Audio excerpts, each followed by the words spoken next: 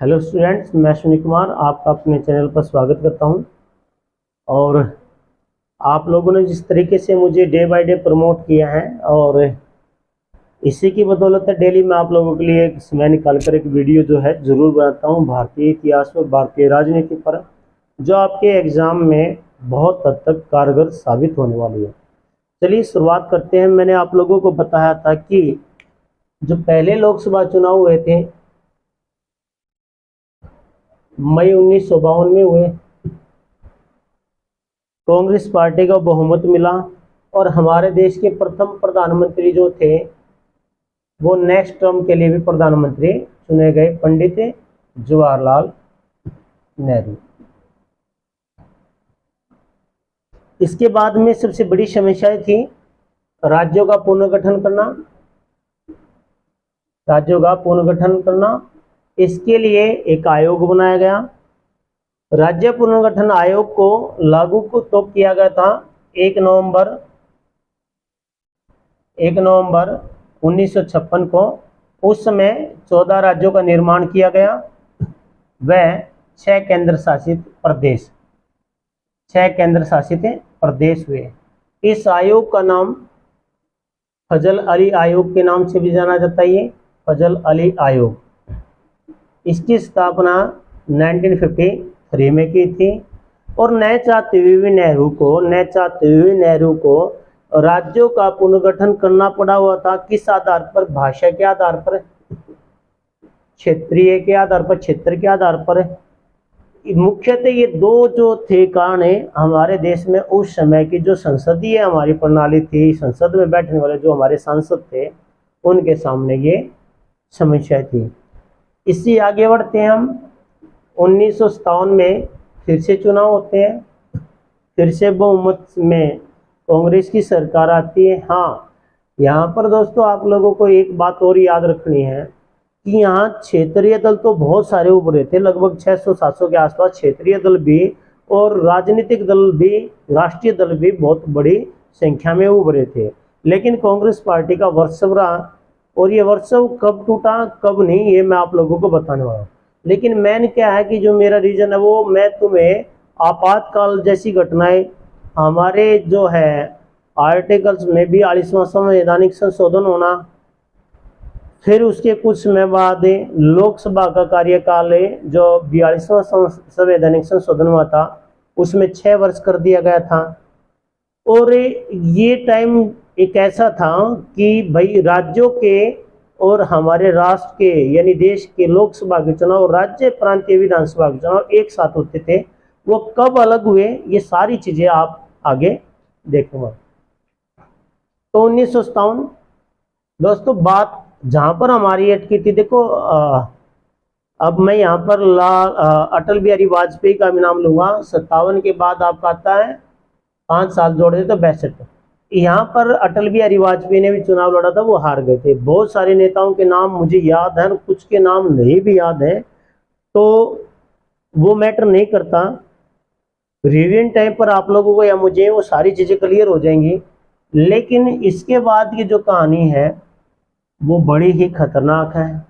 1962 में चाइना ने हमारे देश पर आक्रमण कर देता है, जहां नेहरू जी का हिंदी चीनी भाई भाई का नारा है वो चाइना फैल कर देता है और हमारी बड़ी हार होती है। 27 मई 1964 को पंडित जवाहरलाल नेहरू की मृत्यु हो जाती है। इसके बाद कार्यवाहक प्रधानमंत्री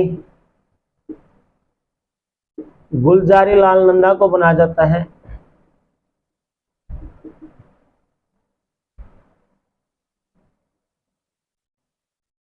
लेकिन समस्या यह थी कि उस समय जो कांग्रेस पार्टी में पंडित जवाहरलाल नेहरू की मृत्यु के बाद जो वित्त मंत्री हुआ करते थे और उनका एक कद बहुत बड़ा हुआ उस समय, मोरारजी देसाई, ये वरिष्ठतम नेताओं में से थे। और अब इनको ये लगने लगा था कि पंडित जवाहरलाल नेहरू की मृत्यु के बाद कि ये प्रधानमंत्री जो है बनेंगे। लेकिन मैं आप लोगों को बता दूं, 1964 में ही कम्युनिस्ट पार्टी दो भागों में बट गई थी, भारतीय कम्युनिस्ट पार्टी और भारतीय मार्क्सवादी कम्युनिस्ट पार्टी। तो दो भागों में बट गई थी वो, बहुत जिसकी स्थापना 1924 में हुई थी भारतीय कम्युनिस्ट पार्टी की, वो 1964 में दो भागों में विभाजित हुई थी। उस पार्टी में कौन कौन थे? स्वतंत्र पार्टी बनी, जनता दल बना, ये फिर आगे बीजेपी की फॉर्मेशन हुई। ये सारी चीजें आप लोग बहुत मजेदार तरीके से देखना। तो मोरारजी देसाई को ये लगता था कि अब तो जो है प्रधानमंत्री का दावेदार मैं हूं। 1964 में, और कुछ दिनों के काम के बाद, गुलजारी लाल नंदा के बाद जो है, आपको पता है लाल बहादुर शास्त्री हमारे देश के प्रधानमंत्री थे। इनकी दिलचस्पी इतनी नहीं थी राजनीति में, इनकी दिलचस्पी इतनी नहीं राजनीति में। आपने उनके कद और काठी से भी लोगों ने उस समय, और हम भी ये देख सकते हैं कि इतने कम कद काठी का व्यक्ति और इतना प्रखर, इतना मजबूत हो सकता है, ये इसके बाद की चीजें आप लोग देखोगे। लाल बहादुर शास्त्री की आपको पता है कि पाकिस्तान 1965 में हम पे हमला कर देता है।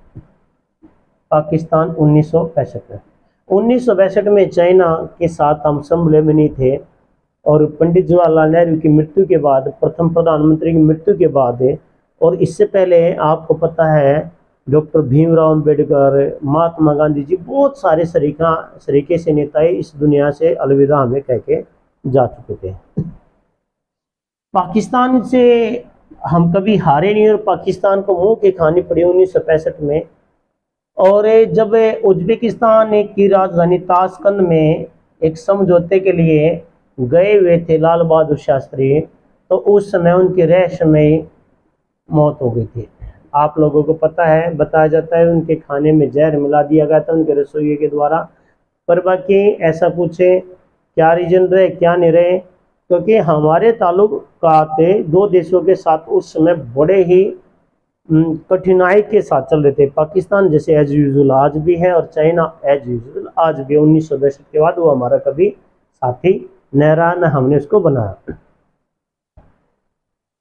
लाल बहादुर शास्त्री की मौत हो जाती है दोस्तों 1966 में। अब यहाँ पर प्रधानमंत्री के फिर से दावेदारी की बात आती है, किसकी? मोरारजी देसाई की।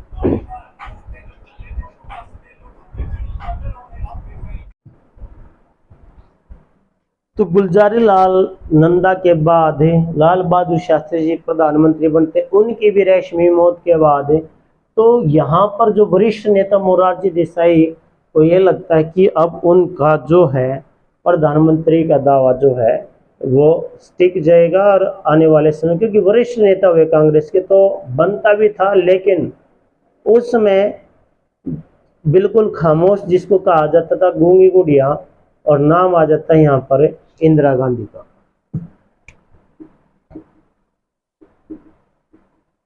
इंदिरा गांधी जो कि उपचुनाव जीतकर आई हुई थी, और उपचुनाव जीतकर आई हुई थी, तो ये इन्होंने जो था प्रधानमंत्री की कार्यप्रणाली को आगे बढ़ाया। और उसके बाद जो है आप बहुत सारे नेताओं के नाम मैं आगे लेने वाला हूं, कि बाबू जगजीवन राम, या फिर हमारे राम मनोहर लोहिया, या फिर जयप्रकाश नारायण, या आने वाले समय में अटल बिहारी वाजपेयी जी, या लालू प्रसाद यादव। ये आने वाले 70 के हेर फेर में, और 60 और 70 के बीच में इनका बड़ा योगदान रहा। ये जेल में भी गए, क्या हुआ था क्या नहीं हुआ था आगे चलते। तो बड़ा सपना था कि मोरारजी देसाई, तो मोरारजी देसाई से जो कांग्रेस पार्टी ने पद दिया हुआ था, उनकी कार्यप्रणाली को देखते, उनकी सोच को देखते हुए उनको हटा दिया गया, और ये बाद में जो थे स्वतंत्र पार्टी में शामिल हो गए। इसके बाद की कहानी है, ये है 1967 में फिर से लोकसभा चुनाव हुए, और लोकसभा के चुनाव की सीटें यहाँ पर 525 कर दी गई 489 से। और यहाँ पर जो चुनाव हुआ, कांग्रेस जीत तो गई, लेकिन उस तरीके से नहीं जीती जिस तरीके से वो पहले जीतती आ रही थी। बहुमत था, लेकिन बहुमत से 25 सीटें ज़्यादा थी। और आज के समय जिसकी 25 सीटें, वो अपने आप को बहुत 30 मार खा समझते हैं, लेकिन उस समय की सिचुएशन ये थी कि कांग्रेस पार्टी जो लीडरशिप में रही देश के संसद में बैठती रही, और उसको इतनी कम सीटें, जो कि नेताओं की, वरिष्ठ नेताओं के, कांग्रेस के वरिष्ठ नेताओं की बगावत थी, क्योंकि इनको इतने ज्ञान था ही नहीं कि राजनीति में कैसे ना, लेकिन एक पद के अनुसार एक पिताजी के बाद फिर वही कहानी जो है बनती आई। तो यहाँ पर 525 कर दी गई। इसके बाद जो दोस्तों ये जो आता है, और यहाँ तक की कहानी बड़ी ही भयानक है हमारे राजनीति के लिए। इसके बाद 25 जून 1975 आपातकाल का लगना, क्यों लगना, ये सारी बातें आप लोग अगली वीडियो में देख पाओगे, क्योंकि वीडियो ज़्यादा लंबी हो जाएगी और आप चीज़ों को भूल जाएंगे। इससे पहले आगे आने वाली क्लास में यहाँ से 50 से लेकर 26 जनवरी 1950 से लेकर और मैं 1970 तक जो MCQ प्रीलिम्स एग्ज़ाम UPSC में पूछे गए हैं, जिस बुक्स के सोर्स से मैं आप लोगों के बता रहा हूँ, उसी बुक्स के मैं MCQ आप लोगों के सामने रखूँगा। कब आए हैं, किस साल आए हैं, क्या क्या क्वेश्चन बने हैं, कैसे बने हैं, वो सभी आपको देखने को मिलेंगे। आई होप आपको ये चीज़ें समझ में आई होगी। वीडियो को लाइक करें, शेयर करें, सब्सक्राइब करें। Thank you. जय हिंद। Bye bye.